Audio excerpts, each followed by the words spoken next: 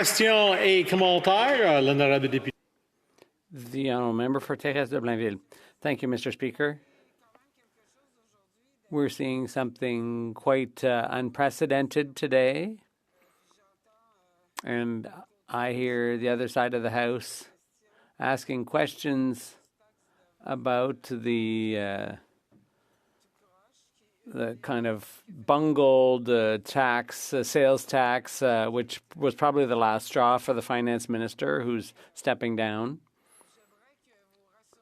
So I'd like you to reassure Canadians, and this is my question. Canadians, you keep saying that the Canadians want a carbon tax election. I don't think you have a very good gauge of things. If Canadians want an election, it's for something better rather than just scrapping the carbon tax and thinking that's going to solve all our problems. Do you think the carbon tax, scrapping that, was going to solve every problem?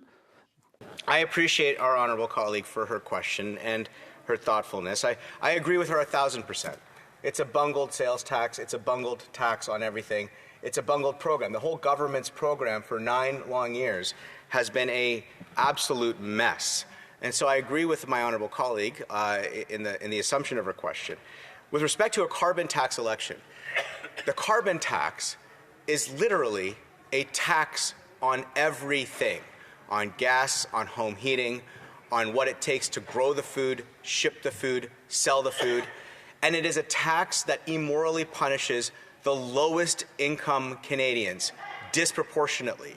The carbon tax is a tax that has had deleterious effect on our economy and our national life.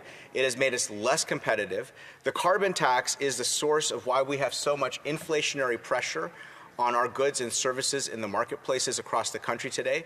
It is a tax that is breaking people every single winter, especially at the one coming up ahead, with the promise of it quadrupling to 6.1 cents a litre.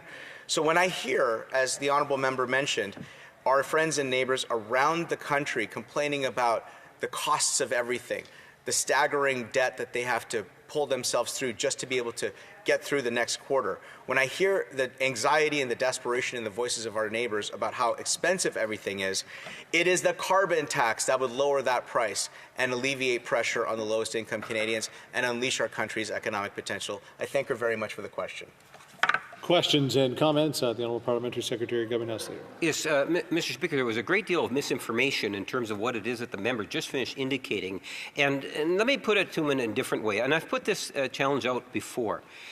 On this particular issue, in the price of pollution, the carbon rebate versus the carbon tax, I would welcome any Conservative member of the caucus to actually come to Winnipeg North, or even have something at a local university here in Ottawa where we can actually have a debate on that issue. Is the member that confident in the Conservative notes that he has provided to be able to take me up on the challenge? Will he have a debate in public in the form of a post-secondary facility that would allow for him to express his thoughts on the price on pollution, both carbon tax versus the carbon rebate? Does he have the type of courage to take me up on that challenge? Member for Calgary Heritage. Well, as a parliamentary secretary may know, I spent 9 long years leading a nonpartisan think tank practice in the public debate before arriving in this chamber. I've never had a problem debating the facts of things that hurt our country's economic potential here in the chamber or anywhere in the country. I appreciate his challenge, but here's an opportunity for the parliamentary secretary. He has a chance to be a minister of the Liberal Party of Canada. He has a chance to be a minister for this Prime Minister. Here's an opportunity for him to perform as best as he can in this chamber and win the good graces of the Prime Minister in his dying days of this government and speak on behalf of the government as a member of the Cabinet. Thank you very much.